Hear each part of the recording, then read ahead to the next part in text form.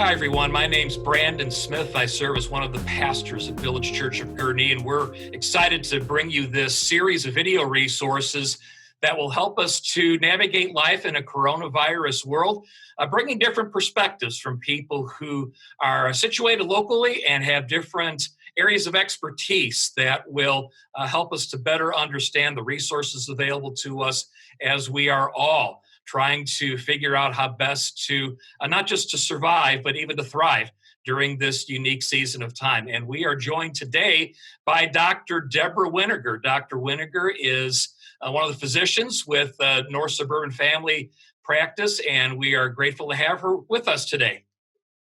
Hi there, Brandon. How are you today? Doing all right. Let's jump in right away. There's a lot of information, obviously, floating around from a medical perspective when it comes to COVID-19. What misinformation do you feel like it's important to correct right off the bat? Okay.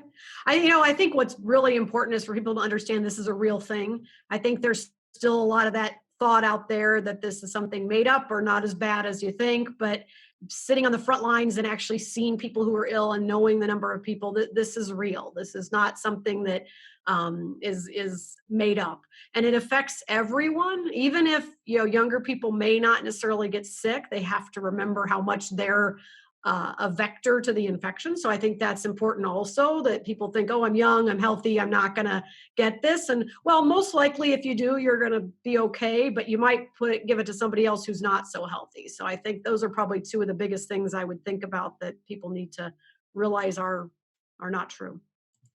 What are some of the most reliable sources of information that people can go to as they're wanting to learn about this ever-changing situation? Sure.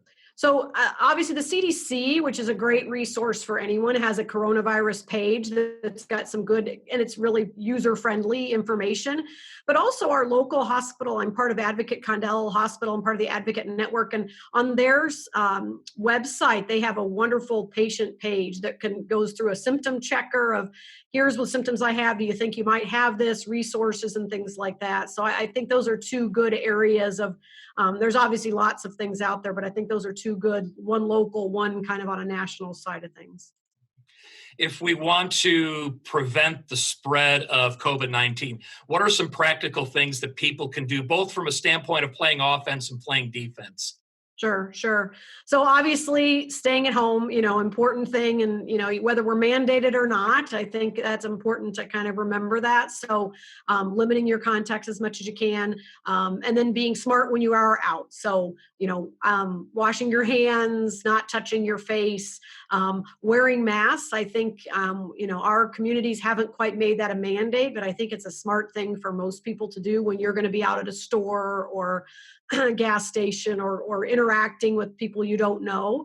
I think that's another way that if everyone does that, the spread is definitely reduced. It may not be 100%, but it's definitely an important thing. So I think those are important, and it's just protecting those around you. If you know someone who's older, more vulnerable, maybe people with medical conditions, really helping them out so they don't have to go out. So that's the other way we can sort of be on offense, is preventative that way.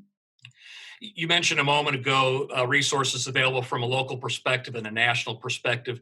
Are there any things that you're seeing as you're on the front lines here in Lake County there's something unique happening in Lake County that's different from elsewhere in the Chicago area or even nationally? I think we're kind of following most of the patterns. We're kind of in the next step to the bigger cities, right? So the bigger cities are getting affected worse just because of population greater. We're kind of in that next level, so more than, let's say, rural areas. So we are seeing some of the racial disparities that I think bigger cities are seeing. We're definitely seeing more because of Hispanic population in Lake County. They've probably been hit harder. We're African Americans, as in Chicago, are more. We're probably seeing more Hispanics because of that. Part of that is health. Their health going in, their other underlying health conditions that they may have. So otherwise, I think, we have the ability to distance a little bit easier. So I think that's helpful. But so I think that's kind of the biggest differences, not huge differences. We seem to be following along the patterns of everybody else right now. Let's give you a two-part question. This is speaking, from your perspective as a healthcare provider and for your teammates. What has been maybe the most frustrating part of this journey for you all? But what's been one of the most rewarding parts of this journey for you all? So I think the frustration is just as a physician trying to be able to understand and adapt to everything. When this first started, it was extreme stress for doctors and for my staff and for my office, just because every day something was different. New pieces of information kept coming out that would change our policies, what we're doing. We went from seeing people to seeing less people to not seeing any people. So it's how do we protect each other and things like that. So I think it's been frustrating because there's so many different avenues of information coming to you, which is the one you want to follow, which is not, so it's been hard to kind of deal with that, I think. And then some of the misguided leaders in our world, trying to do the right thing, but not always. And I think that's been a challenging thing. So for me, the most rewarding thing has been my wonderful patients that have just stepped up to support me from a standpoint of, I wouldn't have masks in my office if it wasn't for my patients, because we didn't usually have them. We actually had no way to get them initially. And I had patients who stepped up and brought things in.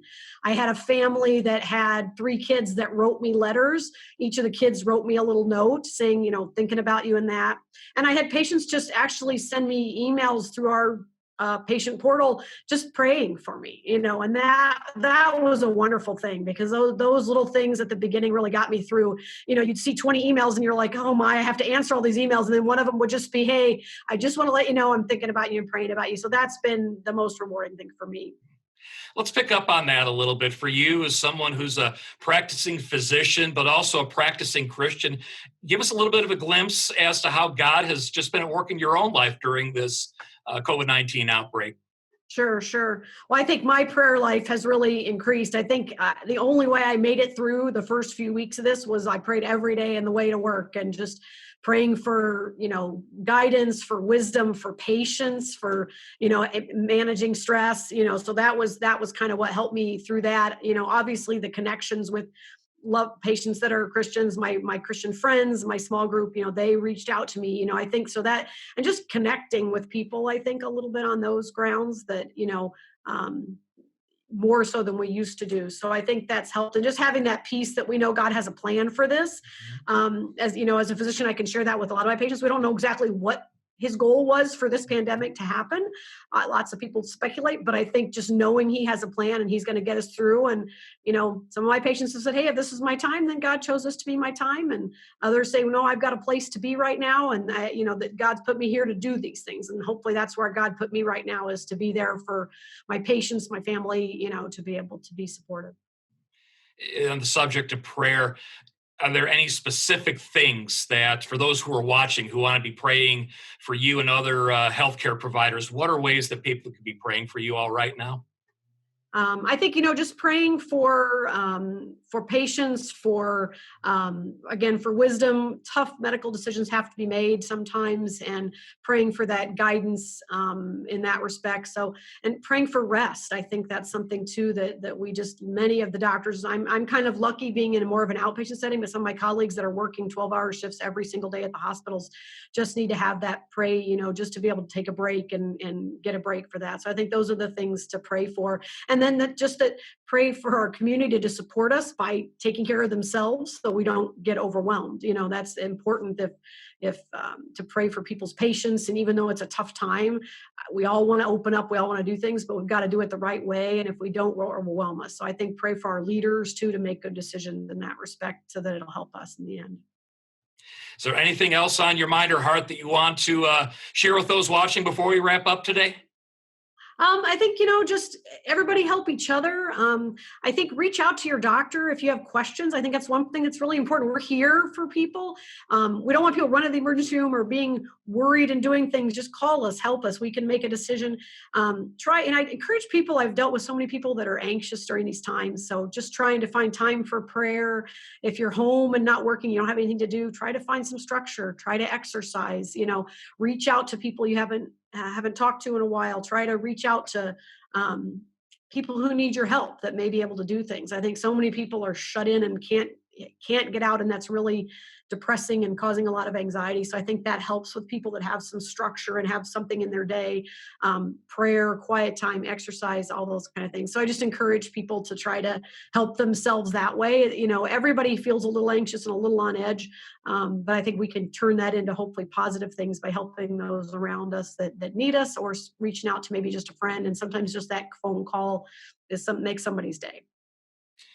Well, Deb, thank you not just for taking the time to share this by video today, but for everything that you and so many others are doing to serve our families, to serve our community right now. Know that you will definitely be in our prayers here in the days and weeks to come. And for those of you watching, we invite you to also check out our church's website, vcgurnee.org. We'll have links to other resources, both video, online, some books that we'll recommend on the variety of topics that we'll be covering throughout this series. Please let us know if we can continue to support you in any way as we help people experience God's best for their lives during this challenging time. For Dr. Deb Winiger and Pastor Brandon Smith, thanks so much for watching. Feel free to share this video with others. And again, thanks for watching. God bless you all.